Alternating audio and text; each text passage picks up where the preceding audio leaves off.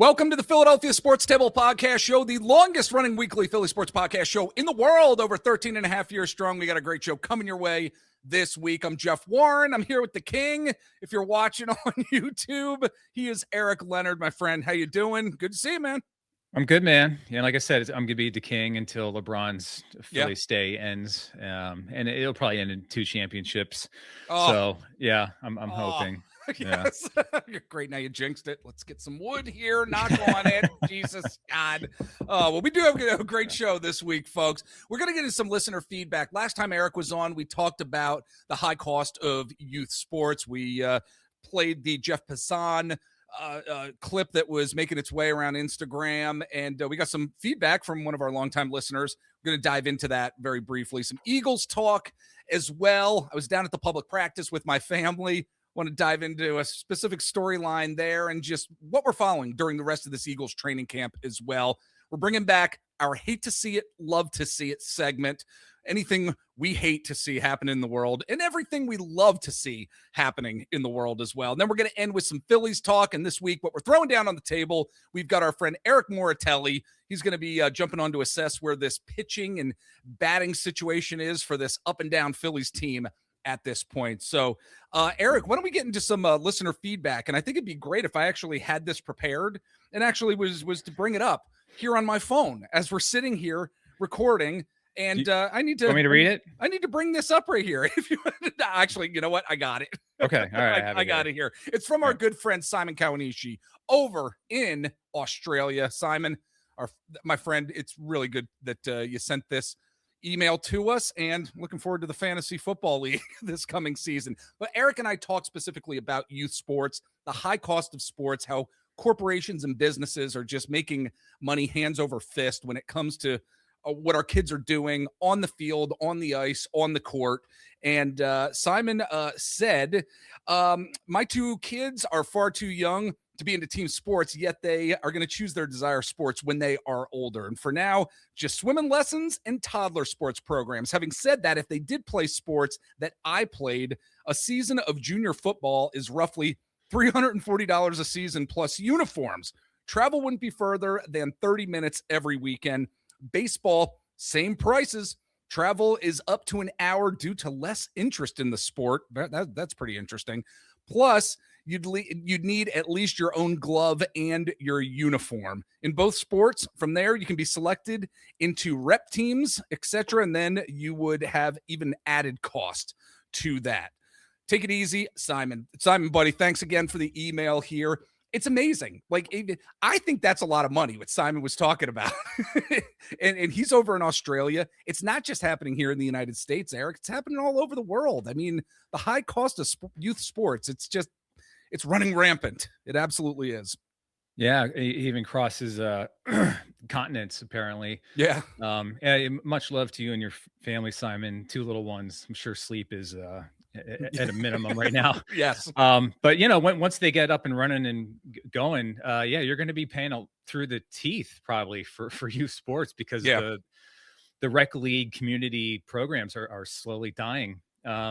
They still exist, but like the funding for them is in the toilet. I mean, I think I've said on the show, and we discussed it 2 weeks ago, the amount of fundraisers you have to do for these things to then wind up with like hand-me-down uniforms and just paying umpires, referees. It's a disaster. Yeah. Well, really quick, I want to get into that because yes, you've talked about that over the years on the show. Paying the umpires, paying the referees, less and less referees, less and less umpires. Why? Because nobody wants to pay these poor people. 2, they are getting heckled by by parents in the audience. Who wants to do that shit? Seriously, who wants to do it? And it's like, we as a society have created this situation where youth sports is not only more expensive, like we're part of this creation, yet we are expecting things from certain people within the community, and we're not able to get it because people are heckling refs and umpires out there. Yeah, and in all my coaching days, I was able to retire last year when my son moved to middle school. You wound up getting to know all of the umpires and refs because there's so few. Yeah, and they actually do pretty well for themselves because there's so few people that want to deal with the parents at this point. I was actually a volunteer referee for basketball for quite some time in our local community because they couldn't get anybody to do it. Yeah. And want to pay anybody because that just was that extra money out of the community rec league budget. And I would get heckled by parents. Some parents that I kind of even knew in rec league basketball games, and I would actually have to tell them like, "Hey, I know you and I know your kid. Like, take it down a notch." Yeah, exactly. Why don't you shut up for a minute? Elementary school in front of everybody. Like, we went to high school together, bro. Like, chill. So, it really is. It's a shame what's happened, and just the commodification of what's occurred with youth sports, and it's just going to get worse and worse. Because I was watching the Little League World Series, and you see the uniforms, you see I mean, even the parents themselves are fully decked out in the uniforms. And we drove past Williamsport recently, where we took our daughter back to University of Buffalo, and we drove past Williamsport twice, where it's going on right now. It is jam packed, and there are thousands of people there, and most of that has to do with travel baseball. It does not come with the rec league stuff. All those teams are not like people. I think some people think like these are like the Bad News Bears, like the community team. These are like the best kids in that state, essentially from one area. And that's how it works now. And the yesteryears of that, the community team, it's really underfunded, and it doesn't really exist anymore. So and of course I would bet the Little League World Series, it's just a corporate event. I would have at this point, I think it's just a corporate event, right? That's what jumped out too when you drive by. There's advertising all over the place, and it's not the the Williamsport meat factory or something. It's like national corporations are advertising at this thing now, and I didn't see a single like local advertisement at all. So even that has got corporatized to death, and it's on ESPN, and they obviously don't want local community companies in their advertising background. So I drove by and I actually got kind of sad. I was happy for the kids that get to go to that, but I did tell my son, I'm like, it's kind of sad that like they're part of a machine now. Yeah. When they should just be like enjoying baseball. That's all it is, man. That's what we talked about a couple weeks ago when you were on. It is a machine here at this point. And we'd love to hear from you if you're watching on YouTube. Leave us a comment below. Your thoughts on the high cost of youth sports. We'd love to hear from you. And again, like Simon, he shot us off an email, Philadelphia Sports Table at gmail.com. We'd love to hear your thoughts, not only on this, but any other subject matter in the world of sports or the world of Philly sports. I know we just got started, but we are going to take a break. And when we get back, we're going to dive into this Philadelphia Eagles team, an experience that I had down at the public practice this past week. Stick with us. We'll be right back. All right, we're back, and we're going to dive into some Eagles talk right now. Eric, as I do almost every year with my family, actually last year I was unable to go because I had a public meeting as being a county commissioner that I had to attend. So I was unable to attend last year's Eagles public practice, but it's always a good time, always a good family time. Being down there with my wife and my twin daughters, we enjoy the atmosphere and the environment. There's always great stuff to do, always some entertaining stuff going on at the link. But I'll say this, my wife gets home from work. I took off some time from work, and we're like, all right, let's get down to the link. So not only did it take us close to 2 hours and 45 minutes to get there because we live an hour and a half away. That's all we live. We live an hour and a half away from the link. If you were to just drive from Bethlehem all the way down to the link, but because of rush hour, this thing started at 6 o'clock. Because of rush hour, because when my wife was able to get out of work, when I was able to get out of work, we'd end up not getting there until like 10 of 7. This thing went till 8. So we were there an hour and 10 minutes.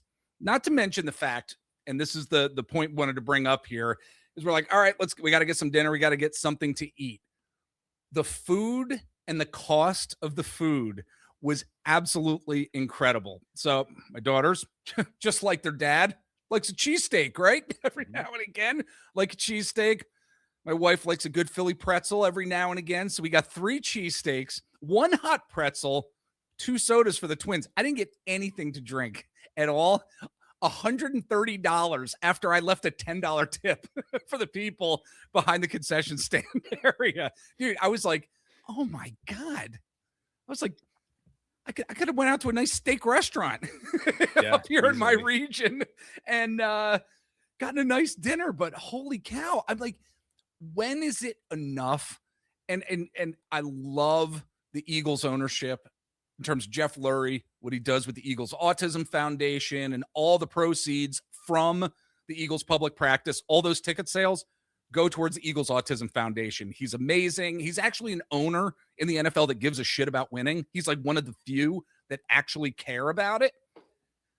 But man, when it comes to the concession prices, when you're taking your family to an event, exorbitant cost. And it's gotten to the point of ridiculous where professional sports teams are just going to start pricing out working folks and families where they're not going to be able to go even to a public practice where the tickets were $10 each. You know, you look at what Penn State is doing, changing their season ticket prices. I mean, a buddy of mine who I get some tickets from every now and again locally here, he's like, we've had season tickets for 20 years. He's like, I don't know if I'm going to re-up it because it's about twice the amount that I've been paying over all these years. So look, costs do go up at times, but $130 for 3 cheesesteaks, a soft pretzel, and 2 sodas, little ridiculous, man. I don't know if you're getting to the point when you go to professional games, because I know that you and your son, you know, you like to go to the Sixers games every now and again, and it is expensive. So just wanted to bring this up on the show this week because I was like, holy shit, man. Well, I mean, I love the King that he's in town, but he might have priced us out of going to a Sixers game this year.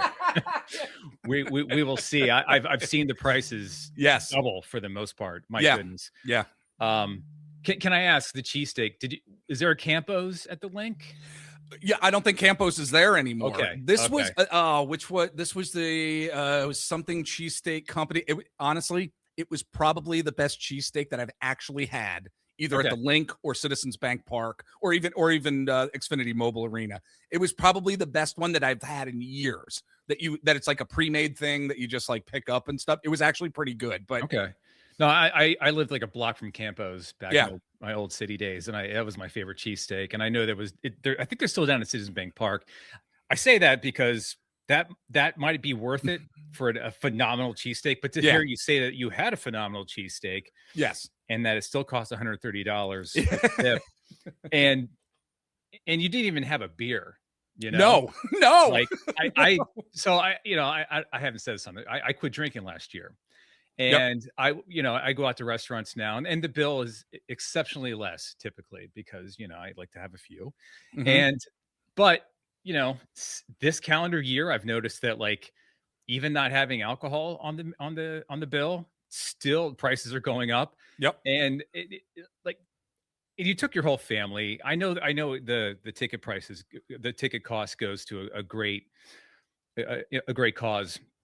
And I'm really happy you left a $10 tip because sometimes the people at the Link and CVP, they deal with customers saying, how the hell is it this much? And they have to deal with that bullshit. Yep. Having said all that, $130 for those 3 items is absurd. Yes. I mean, what's the cost? 6 into 120. It's like, I can't even. Hot pretzel 2 and the drinks. Yes. 2 sodas. 2 sodas. Which, yes. If you buy a can of soda at a bodega, it's like 50 cents. So yeah, I think the sodas were like $20. Oh, it's a timely robbery, Yes. But it is for a good cause, and you got to see the team, but I don't know where this ends. It kind of ties into our previous conversation about youth sports, like just the cost of everything. And this has always been insane. The cost of stuff at both at concerts and sporting events, events more so. But like, I don't see like you eventually will price out enough people where like there's going to be a line drawn at some point where it's like, right. Sorry, Susie, we're not going to the game because Daddy can't afford $200 for food. Right. Like, exactly. Yeah.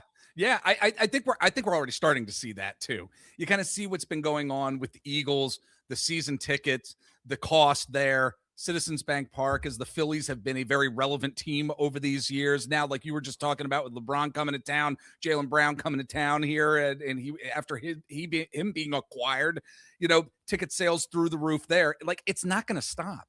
It's not going to. And if the Flyers end up actually making some headway and continuing to develop and actually, get through the second round of the playoffs. Like, ticket sales are going to be crazy, and it's just going to be corporate-based type of sales and corporate people that are going to be able to attend. That's what it's going to be, man. And if you don't think the Flyers are going to ride the coattails of the Sixers ticket costs, I know it's this different sport, but it's the same place, and their argument could be like, well, people are paying this much to get in this building anyway. True. Yeah. Let's go up $10 per seat or whatever it would be. So I don't see an end to it.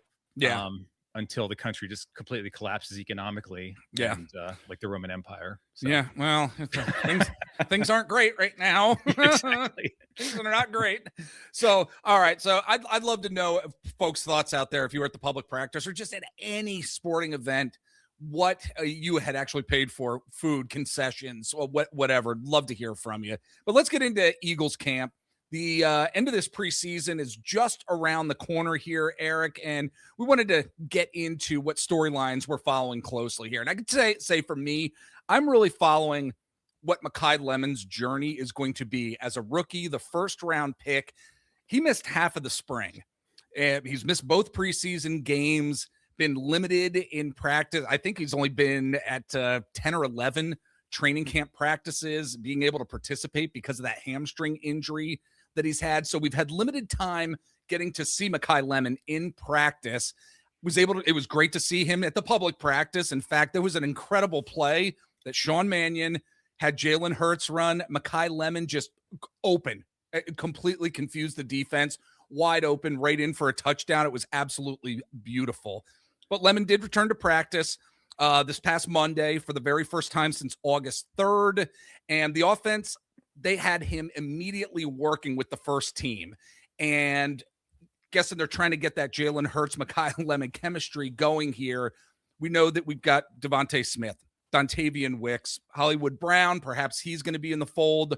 Elijah Moore as well. But still, the wide receiver room, and specifically how Makai Lemon is going to end up developing, even over the next few weeks here, as he's still kind of learning the playbook here and there. That is my biggest story in terms of this Eagles team from an offensive perspective and where they're going to be possibly heading in the future. Yeah. While you were there, did you notice if Sean Mannion looked like a doofus or not? Or did he look smart? He was kind of just walking around, yelling out the plays and stuff. Because I thought Poo-Poo Holes had a bit of a doofus face going on, a little gooberish kind of thing. Yes. I'm happy to hear that he was calling good plays, and Makai Lemon is our first round draft pick. Yeah, good. There was pre-snap motion. It was what? Nice. What are you talking? Yes.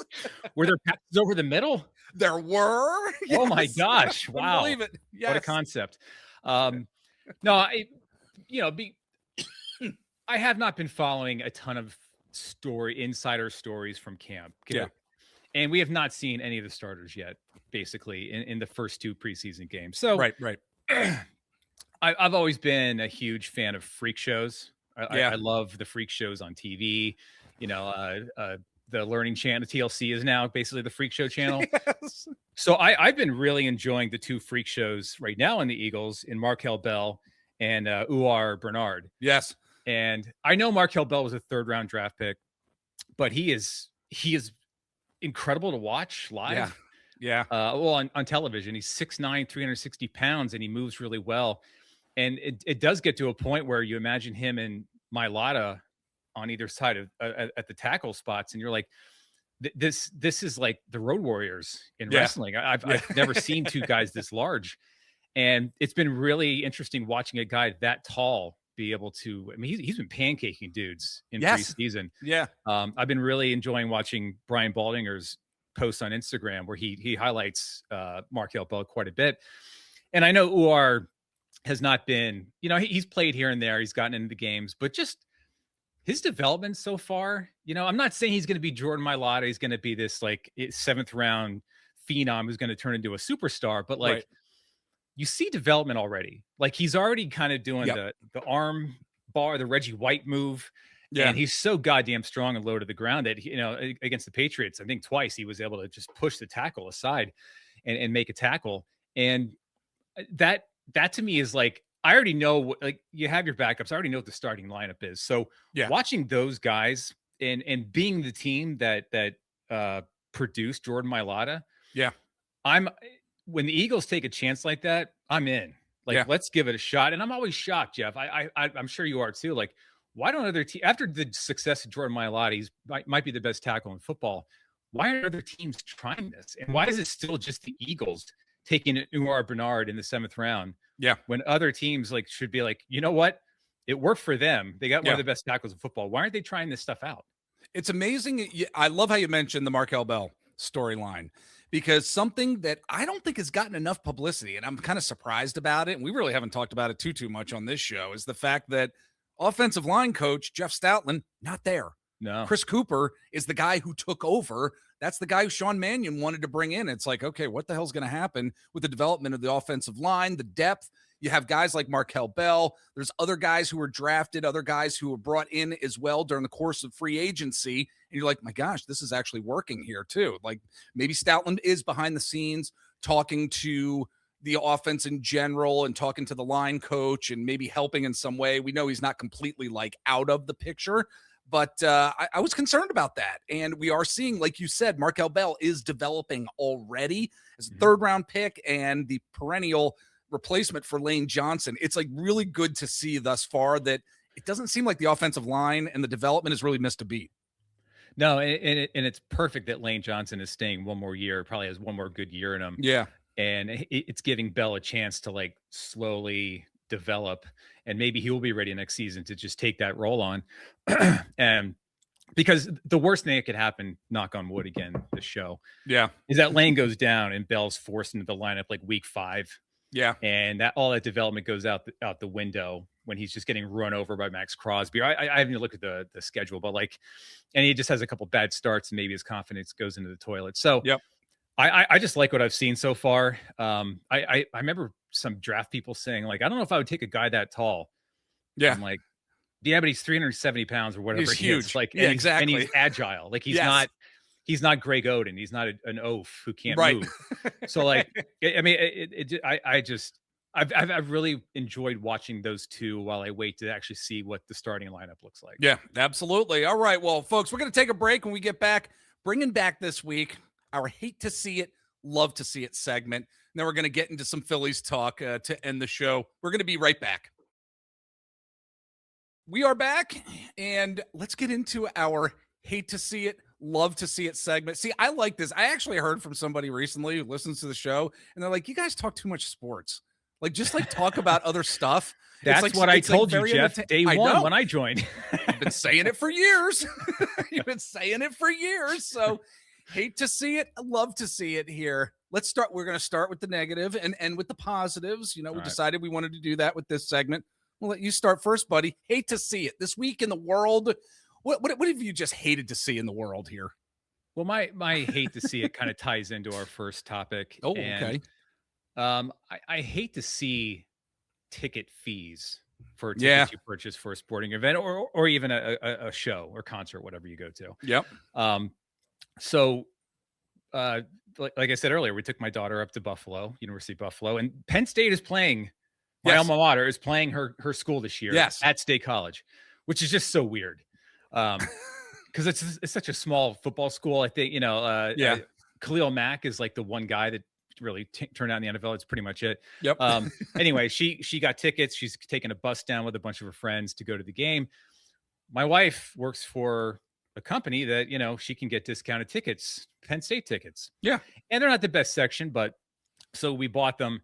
And it was like, oh, it's not a bad price. And then you get to the Ticketmaster part of it through the Penn app.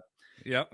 $24 tacked on to three tickets. Yep. For a college football game against a team they're probably going to beat by 30 points. Yep. And it was like $8 per ticket, a processing fee. And it's like, just print the fucking tickets out or send them to me digitally. And that's it. Like, there's no processing fee. Like, exactly. And these are discounted, like, hey, I work for the company. I should get like this is nice. This is a nice thing. And then you hit you in the face with that. And you're like, oh, by the way, do you want parking? No, fuck you. I'll go find a spot somewhere downtown and then we'll walk to the stadium because I know State College. it's just infuriating. And I almost don't like you and I go to a lot of shows, Yeah.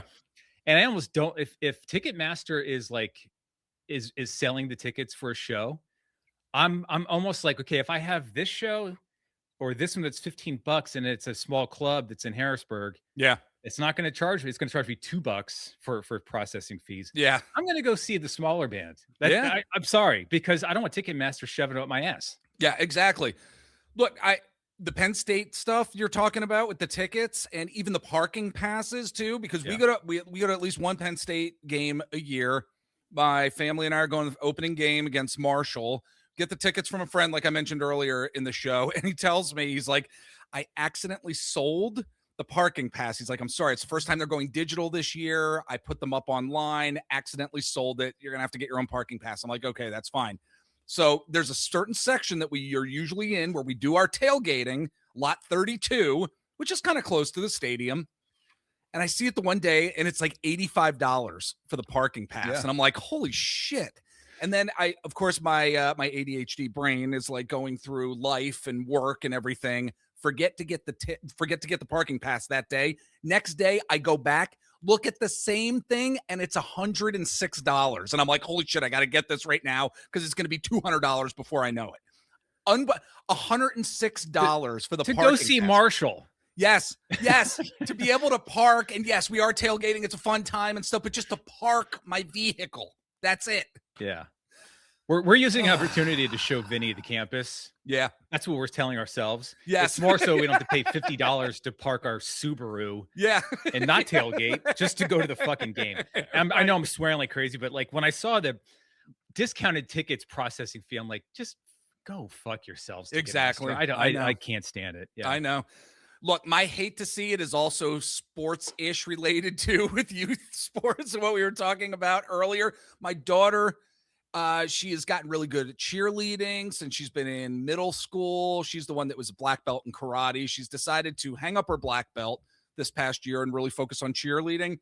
She ended up making varsity cheer in high school as she's going into her sophomore year. Then she asked us a couple days ago, she's like, not everybody has them. She's like, but I really would like to have a Letterman jacket. And we're like, okay, well, give us the link, shoot us off the link. And she's like, well, they're kind of expensive. And I said, all right, sweetheart, we'll check it out. We'll see what it is. Eric, $250 fucking dollars for a Letterman jacket. I'm like, oh my God. Are you like, what is this thing made of? Like, it's beautiful. What is it? Velvet? It's like, what is this thing made of here? Oh my God. I'm just amazed. And it goes back to what we were talking about earlier with youth sports and the high cost of everything. I'm not sure we're going to get our daughter this. Maybe she's going to pay for like maybe part of it with some allowance money or something like that. But man, we're going to go broke. We're all going to go broke here. Yeah, yeah. God. Like I talked about Vinny's soccer and Sills College. It's just, it's obscene. We're at that point. And I'm not insulting your daughter in any way. Yeah. She's not the quarterback of the team. Right. A Letterman jacket. Right. Right. They should have discounted Letterman jackets. Yes. Like, come on. Exactly. All right. Let's shoot over to our love to see it. What is your love to see it here? All right. Love to see it. It's going to sound weird at first, but the deaths of Dolly Parton and Tim Curry. Oh, and not the deaths themselves, but I guess I can believe it, but like the positive public outpouring. The outpouring. Yes. Is unbelievable for these two people. I mean, Dolly passed away and it was Instagram and Twitter. My entire feed was just Dolly was the best. And rightfully so. Yeah. She was heavily like she gave back so much money, I read about Dollywood and how it employed 4,000 people and it would help people go to college, actually help kids go to college at work there. Yeah. The Black community, LGBTQ community. She was just a great human being. And like, it kind of got lost in the shuffle a lot. And a lot of the outpouring was like, she's one of the best fucking songwriters of all time. Yes. Yes. Like Coat of Many Colors. I remember my grandparents, I grew up in California, and they loved Dolly Parton and Kenny Rogers. So I was familiar with the music, and I went back and listened to Coat of Many Colors, which is one of her like popular songs. And kind of teared up at one point. I was like, holy shit, did she know how to write a good song and know how to, and one of those, like, she could speak to you kind of things, you know? But just seeing that was amazing. And then Tim Curry, which you and I have texted about last night, like from our childhood, dude. Like man. I had friends that were artists and skaters and got me into Rocky Horror. And, I never watched the movie when I was younger, but I met them in like 13, 14, I got into it. And, we got to talk, he was in Annie. We got to talk about Clue, which was one of our favorite movies growing up. One of my favorite movies of all times, Clue. It's like top 5. It's got to be top 5. Yeah. I mean, it's been on Broadway. I think it's touring right now. Yeah. It's such a great movie. I'm not shouting. All right, I am. I'm shouting. Communism was just a red herring. Yeah. And then Jeff, your favorite character, he was it. I know. Yeah, like I know. Jeff's very afraid of clowns, so I had that already. And what my kids knew him from Home Alone 2, where he played just this manic energy, and not to mention 7 years ago, we discussed at length, you and I, the YouTube clip of him on some German dance music show. Where he was seriously like, it was kind of like a electronic. He was doing like electronic David Bowie music. Yeah. And just going up to these German people who were stone faced and sitting there. And he's like, "Do you boogie?" A very cold person. Yeah. She doesn't boogie. She's a very cold person. He was such a personality, man. It just, I watched an interview this morning with him on Instagram, and it was after he had the stroke and he could barely talk. Yeah. And this guy was dead serious. And he was like, "What is the one love of your life that didn't happen?" And he just goes, no. "Miss Piggy," from the Muppets movie he was in. And he's like, "Once you've had pork, you can never go back, or you can never leave," or something like that. Like, the guy's on his deathbed. He's making these jokes. It's just, what a guy, what a character, both of them. And it just, I love to see, because people die sometimes, and it's like, well, he was controversial. He was like questionable. It's like, these two weren't. There was no controversy. Two authentic human beings at the end of the day. That's what they were. Two authentic humans. Man, I love it's a great pick. It's a great pick. My love to see it, Eric, is more sports centric here. I'm not sure if anybody has heard out there, but the Pro Bowl is not going to be happening anymore. So people have been a little tired of the Pro Bowl not working. So the NFL's actually decided to shut it down. I mean, after it has spent the past 2 decades trying to fix it, instead of, conference, or like, what if we do like a fantasy style draft, they took them out to Hawaii for the longest time. They had the Manning brothers involved. They were doing like a flag football thing, skills competition. Just holy cow. Exactly. So the NFL finally said, you know what? This has been an absolute and utter failure. So I like, what's next with it? What's next? Yes, people will be named to the Pro Bowl, but the current collective bargaining agreement allows the league to decide, whether to host a Pro Bowl. And if not, they have to replace it with another event. So there's going to be probably an honors ceremony type event that we're going to see, which is fine by me.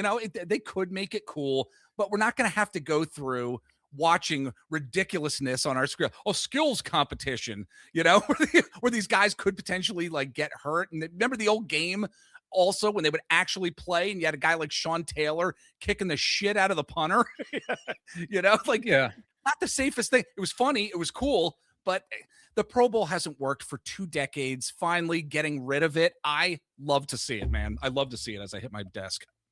I didn't even know they ended it. That's how little I've given a shit about the Pro Bowl for many, many years. Yes. And when the participants don't care, that's when it's time to just be done, because you got to, like, at one point, okay, the starters weren't playing, but it was like the second best quarterback was going to be playing, or the third. Yeah. Now you got like Tyler Shuck rolling out there because everyone else said no. And it's like, and they're playing daintily because they don't want to get hurt. And it's like, what are we doing? Like the NBA All-Star game has kind of been a joke for a while too, but they've actually tried to make changes to get, like, they definitely did this past year where they had like different teams and different quarters, or played different halves and stuff. Yeah. It was clunky, but they at least tried something. Yeah. And it kind of made the players care a little bit. But the Pro Bowl has just been a disaster for so long, and I'm glad they finally killed it. I love to see it. Bye-bye, Pro Bowl. Absolutely. Yeah. All right. Well, we are going to take a break. Then we get back really quick. Or are we going to take a break? No, we're not taking a break. We're just going to quick talk, about the Phillies. The fact that they ended up signing former Yankees pitcher Nestor Cortes. And the hope was see what he can contribute. Perhaps maybe in September. He was down in Clearwater. 48 hours later, bam, right on the IL here. This team cannot catch a freaking break. Seriously, my gosh. After nearly, a year of surgical rehab, Cortes Jr. Signed by the Phils here, and who knows what the heck is going to happen? Who knows what is going to happen, and if he may be able to come back. I don't know if this guy, yes, he's a veteran in the league. I don't know if he's going to be able to give this team anything, but the fact of the matter is something's going on with Zach Wheeler, and I know we're going to talk to Eric Moratelli really quick about this pitching staff and the starting pitchers. But something's going on with Zach Wheeler. Christopher Sanchez isn't necessarily, quote, Christopher Sanchez at this point. So things are a little shaky here with the starting pitching here, Eric. I can't believe I'm saying this, but thank God for Aaron Nola and Andrew Painter right now. Yes. Pitching up a storm, both of them. Jesus Luzardo, too. Luzardo, he's like the ace. He's the ace. And I know you haven't been the biggest fan of that contract, but still, man, thank God for him. I shifted about mid-year. I was like, okay. All right, he made the All-Star team. But at first, I was like, he had one good year, and he was a former Marlin who didn't do shit. It's like, I don't like this. But no, thank God those other two are pitching really well because we're almost into September, and that's when they're going to have to keep performing like they have been. And it has been, it's been noticeable something's up with Zach Wheeler. I never thought the Nestor Cortes thing was going to maybe like a long range starter, like a number 6 possibly, which we thought Taijuan Walker was going to be this year. I hate Cortes because I had him in fantasy last year and he kind of killed me a little bit. Didn't do anything. I don't know what else they do. I mean, I really, really liked the trade deadline. I know some people thought it was not enough, and I was one of the people who thought it wasn't enough in terms of starting pitching. I was like, you had to get like remember they got Syndergaard in 2022. I think it was didn't blow me away, didn't blow the trade market away, but like it was an arm, and it helped bridge the gap to the playoffs. And unfortunately, like this Nestor Cortes that's the move to bridge them, and that because there's really no one to bring up from the farm system at this point, and what you have is what you have. And I don't think Cortes is even be a part of it. If he's already on the DL after signing him 2 days after they signed him, he's cooked. So. It's gonna be interesting to see what happens with this team in September. We're here at the end of August, and we're gonna dive into more Phillies talk in just a bit with our good friend Eric Moratelli. And buddy, before I let you go, you got anything else? Any final thoughts here as we're ending the first part of the show here this week? No, I'm gonna go chill. I'm 50 now. You are, yes. Yeah, whenever I can relax, I take that opportunity. Yes. All right. Sounds good. Yeah. Chill out for a little bit. Folks, we're going to take a break. When we get back, more Phillies talk coming your way. All right, joining us to dive into some Philadelphia Phillies talk. Eric and I were just talking about this Phillies team and some storylines as well. But we've got our good friend Eric Moratelli at Eric_Moratelli over on the Twitter/X. He's now doing some good stuff over on Substack, and we're gonna get into that a little bit too. Okay, it's great to see you, buddy. How are you? Yeah, it's great being on. I've been good. How have you been, Jeff? I'm doing all right, man. I mean, this Phillies team, I'm feeling good certain weeks, and then I'm feeling not good certain weeks. And it's just been a roller coaster of a season, as we know, here in 2026. You wonder what's going to be happening here towards the end of August and what September is going to hold for this team.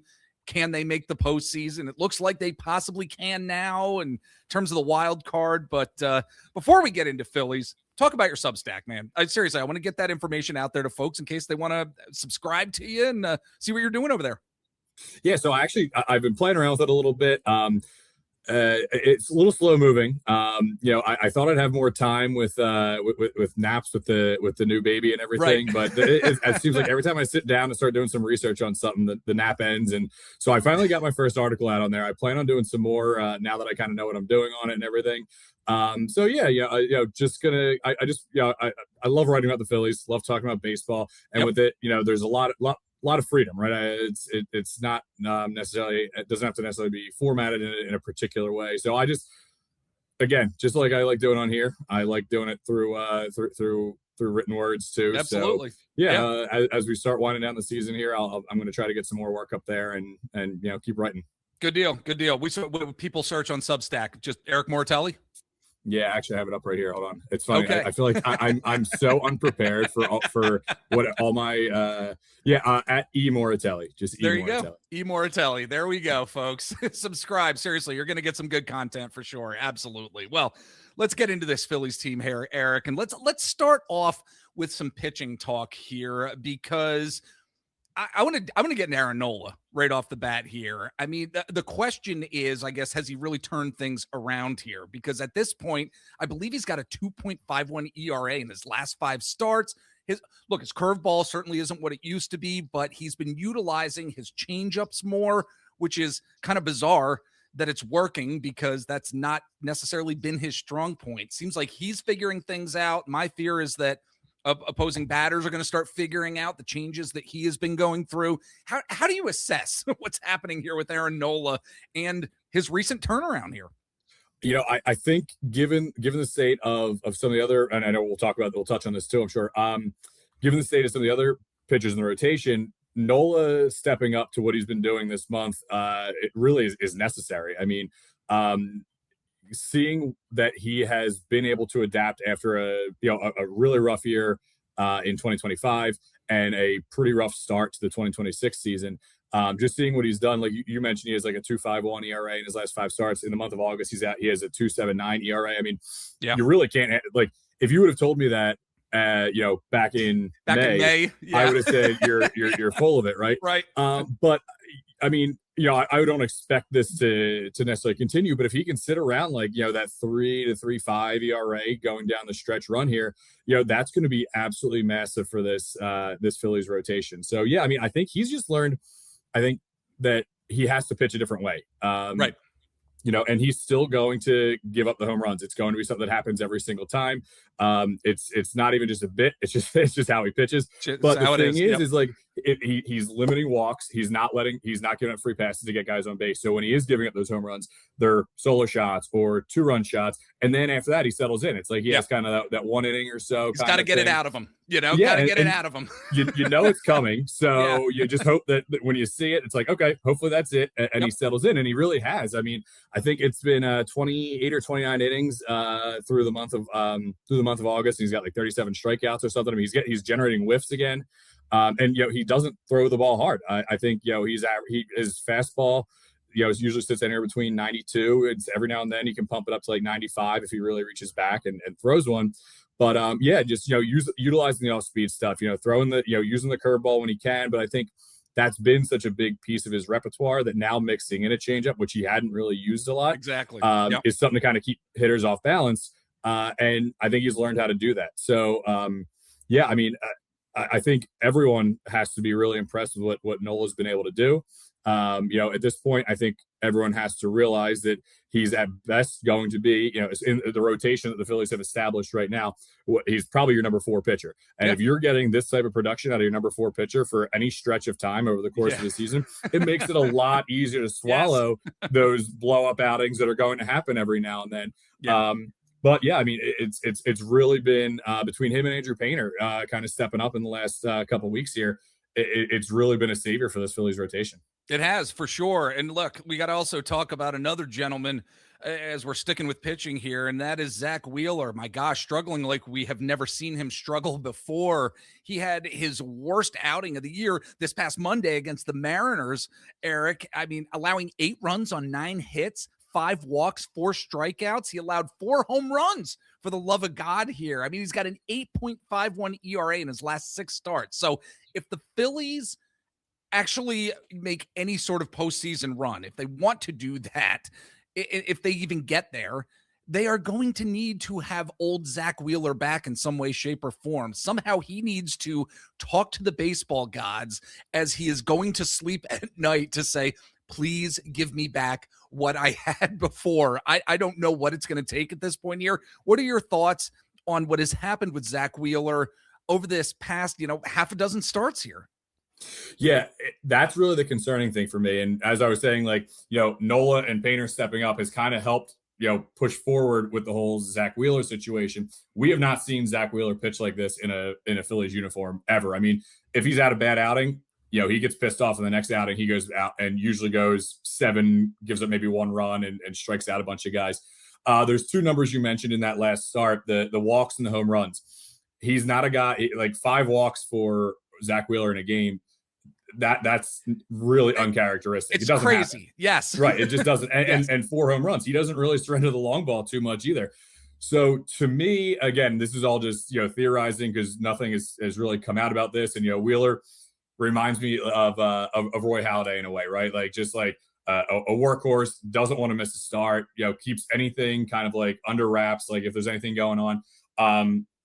But I have to imagine, he's going through a bit of a dead arm or fatigue period here because it's not like the guy just forgets how to pitch, right? I mean, he pitched really well coming into the beginning of the season, coming off the thoracic outlet surgery and everything. So to me, I think it's sorry, the dog is that's all right. That's all right, man. We've seen someone walk by. We love dogs on this podcast. Yeah. Well, he's making his appearance here. Yes. Anyway, sorry. So yeah, I think with him, it's just kind of you done? Okay. It's got to be something physical, I think, because it's not something that he can. He sorry. That's I all gotta right. touch my wife real quick. That's okay. That's all right. We can take a pause here. That's all right. Sorry. Seriously, no problem. That's all right. Don't worry about it. I'll make a note of it. Where we're at here, about 8:30. Okay. All good. That was like an epic freak out. All right. Sorry about that. No problem. All right. So I'm just going to give it one more second until he's officially out of the house. Yeah. There we go. Okay. All good.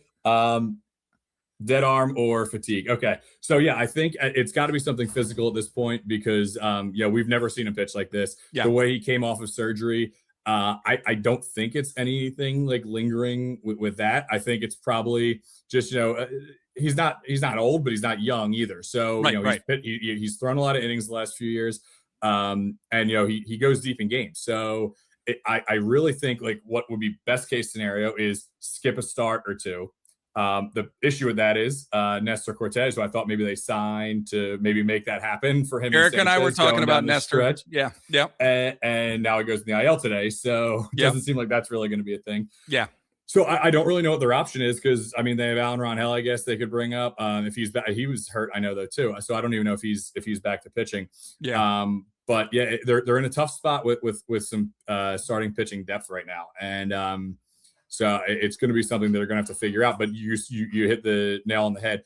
If the Phillies want to make a deep postseason run, they need Zach Wheeler to be a number 1 starting pitcher again. Absolutely.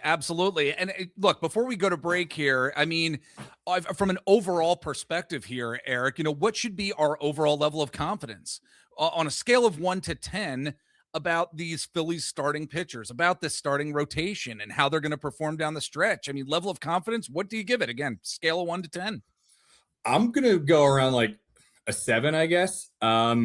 Because we're seeing things from guys like Jesus Luzardo, again, today just went out and absolutely shoved to to at least take one in Seattle here. Yeah. And he has just looked even games where he's giving up runs, his stuff just looks so dirty. He's accumulating a crazy amount of strikeouts. Just hit 200 on the season today. So him to me right now, I think he's actually pitching the best. His stuff looks the best right now.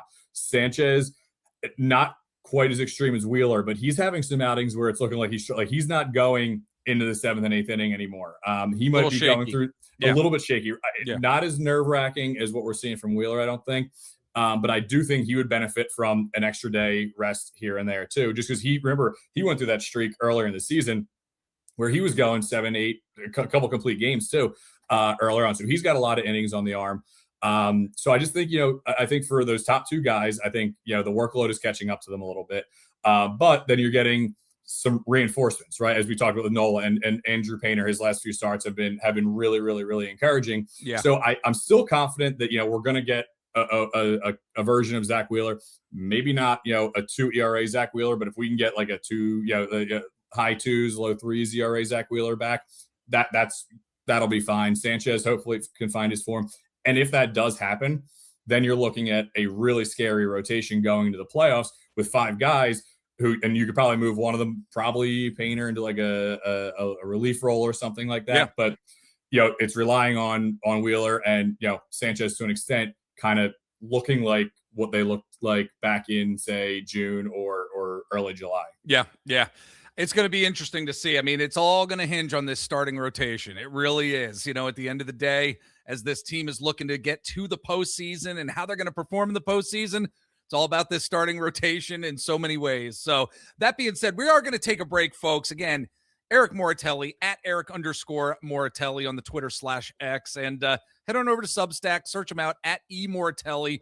You're not going to be you're not going to be disappointed with some of that content you're going to be getting from him in the future. So look, I'm teasing it out there. Now you're going to have to do it, right? Now you're going to I'll make it work. Yes. I'll make it work. All right, folks, we're going to take a break. When we get back, more Phillies talk coming your way. All right, we're back, and now to get into a subject matter that is it's been in my crawl for so long, and we actually have not talked about it here on the podcast, on this platform, I don't think at all season, Eric.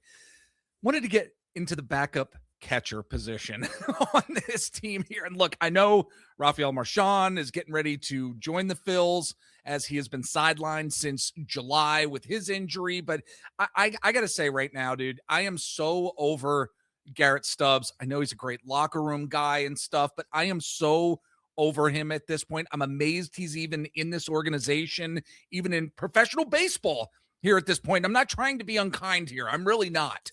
And look, I know Rafael Marchand, he's no all-star at this point, and who knows, probably maybe he never will be.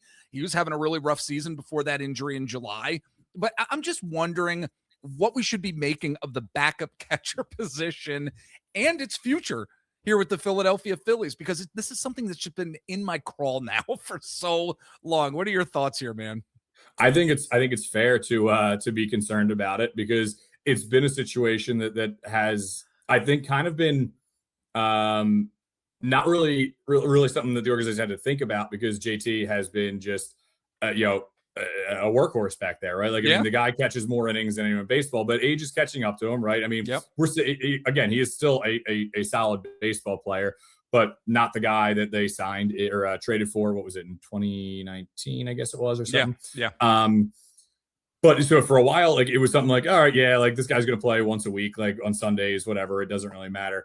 It's becoming more of a glaring issue now. And I don't, it's hard to, I think, blame any of the backup catchers, because they have not, like, neither one has really had a chance to play a ton to really like get into a rhythm. You know what I mean? Yeah. So I think it's a tough place to be, being a backup catcher to a guy like JT Realmuto, who just wants to be out there every single day.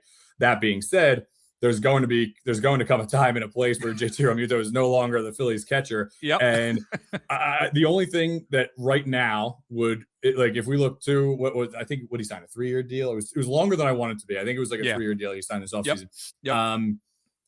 Yep. At this point, you're probably going to have to look at a stopgap, like 1 year, maybe a 2-year signing, just a free agent, because your closest, I'm trying to think, your closest prospects, I think Farabus is in high A. So I think he's like the number 9. He's the number 9 prospect. And then there's another guy, why do I forget his name off the top of my head, who is he's like the number 30 prospect, but he's only playing in the Florida. He's in rookie ball right now. Yeah. So there's no one like really like knocking on the doorstep. I guess Farabus technically, if he's already in high A, could be an option to look at in a year or two, maybe, if he continues to develop. But he's missed a lot of time with injuries and things like that, so he hasn't really had a chance to kind of prove that, I don't think. So I think, as Philly sports fans and watchers, we've been burned on prospects so many times that I'm not like putting a lot of stock in any of these guys right now. So yeah, it is a dire situation. And for this year, the nice thing is in the playoffs with days off built in, you don't really need a backup catcher, barring injury or anything. But down the stretch run, you will. And it's funny, like I feel like every time Nola's out there, Garrett Stubbs is also out there. Like, is that like I'm wondering if that's like, is that a thing that they've like discussed, or does Nola just like throw into him, or do guys like Zach Wheeler say, hey, I'm only throwing to JT? Right. No, but you got to get Stubbs or you got to get JT out of there in some case. But yeah, I mean, I think no matter what you do between Marchand and Stubbs, it's going to be frustrating. From an at bat standpoint, you just hope that they can play a decent backstop and call a decent game. Absolutely. Yeah. It made such great points there. I'm just getting a little concerned about this particular position as we are moving forward. But yeah, I would say it's definitely the weakest. Yeah, absolutely. Absolutely. And look, there's some weaknesses with regard to the bats. So let's shift over to what the bats are looking like right now in terms of a player that has surprised us here at this point, and also a player that really needs to step up here towards the end of August as we're looking to September here. I can tell you, for me, the player who has kind of been, I don't necessarily want to say surprising the most, but I think he's not getting the accolades that he needs to for his first year in Major League Baseball, and that's Justin Crawford. I think that his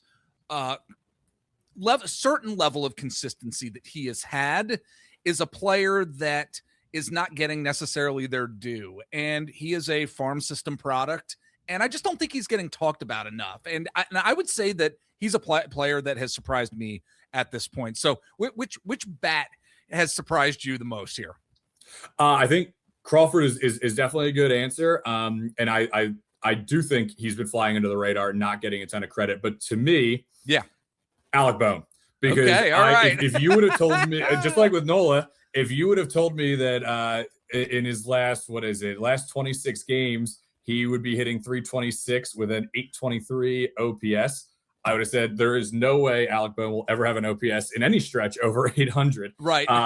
Unless he has like, a 3-for-4 game or something like that. But really, I mean, with him, it's surprising in the fact that like, I feel like he has just been a very polarizing, like frustrating player. Right. Yes. And it's like, when he was drafted, his frame, it's like, people were comparing him like Jason Worth and everything and saying, he's like 6'5", got a good build, should be able to hit some home runs. No, the dude hits like 11 home runs a year, but right now, like his at bats are competitive. Like for how I used to, joke around that Alec Bohm could hit into a double play if there was no one on base. Like he would somehow find a way to do it. And it would be the first time in baseball history it ever happened. But right now, like he's actually putting together competitive at bats and he's driving in runs, which is great because I'm glad he's making me look dumb and make me look bad here. So he's going to be my most surprising. Okay. But there's but in what Bryson Stott's doing, but I felt like I think we've talked about Bryson Stott on the show before. Oh, when absolutely. I've been here with you. Yep. How like we feel like he's always ready to come into his own. I feel like it's finally happening. That's why I'm going Alec Bohm at this point because I don't know how long this is going to last. Sounds good. Well, who needs to step up in your opinion here? Because I mean, there are definitely a lot of guys that need to step up. I'm certainly in the Trey Turner camp when it comes to this, and it's not because of the contract. It's because I truly believe there's that talent within him. I believe it is there, Eric, but I don't think I think he has been in his head. Once again, I think he gets in his head and has been in his head ever since he's become a Philadelphia Philly. Ever since, even the standing ovation, from that time, he is a very sports psychology is a crazy thing in the world of sports, whether you're talking little league or whether you're talking about the big leagues here. So for me, I think Trey Turner needs to step up a bit here. What are your thoughts? He was my choice too. Is he? Okay. All right. Yeah. I mean, you look at other guys who are struggling right now, like Marsh, but Marsh he was like so over the top where he was in the beginning of the year. Like he was going to always kind of come back to, his median there. But yeah, Turner is next to JT, to me, one of the most athletic players on the team. Yeah. And should always be one of the top hitters on the team, given given his skill and what he can do. But he's had a couple hot streaks this year, and I'm like, oh, maybe he's turning the corner. But now, in the same span that we were talking about, Alec Boehm hitting over 300, Trey Turner's hitting 221 and with a sub-7 OPS. So it's like in that last 25, 26 games, he's really not contributing the way he should be for a top of the lineup type guy. And yeah, I really do think, because the talent's there. Like we saw it last year. He won the batting title in the National League last year. Yeah. I mean, barely, but like, yeah, still like the potential is there. And it just hasn't always really come to fruition or presented itself since joining the Phillies. So to me, he's the guy, because, when they signed him, he was your other superstar, right? Like, it was Harper. And, Schwarber was still kind of coming into his own. Like, yeah, he had a really good 2022 for the Phillies. But it was supposed to be the Bryce and Trey show. Yeah. To me, it's like, now it's been Bryce who's been having a monster season, and he's on a tear right now. And Schwarber, he was in that little slump. It looks like he's kind of coming out of it now a little bit. Yep. But yeah, I mean, you got those two guys, but then, you're looking at like the next guys I would trust in the lineup are, Luis Ariz, Alec Boehm, surprisingly, and Bryson Stott. Yeah, absolutely, dude. And I loved our conversation here. Loved it. And before I let you go here, this road series that they're currently on hasn't been really great so far. Yes, they were able to pull out a win in Seattle today, taking one game in that series. I mean, they've got the Angels, Diamondbacks right around the corner here. How do you think this road series may play into how this team is mentally when they return to Citizens Bank Park here? What are your thoughts here to close us out? I think from a momentum standpoint, it's really important to go and take care of business here. The Angels are not a good team, and the Phillies should go in there and win that series. West Coast trips are always weird, though, especially the Phillies. Again, it's another one of those things where it doesn't matter who's on the roster. We could talk about the 2017. We could talk about the 2026 team. We could talk about the 2042 team. For some reason, traveling out west never does them any favors. Yeah. But the Angels, I think they should. And Arizona, that building haunts this team. They cannot win a game. It's incredible. In that. It really is. It's like it is one of the bigger mysteries to solve here. But it's a huge series. I mean, with the way the wild card's shaken out, Arizona's right there. So it's really important for them to go in there and take care of business with Arizona.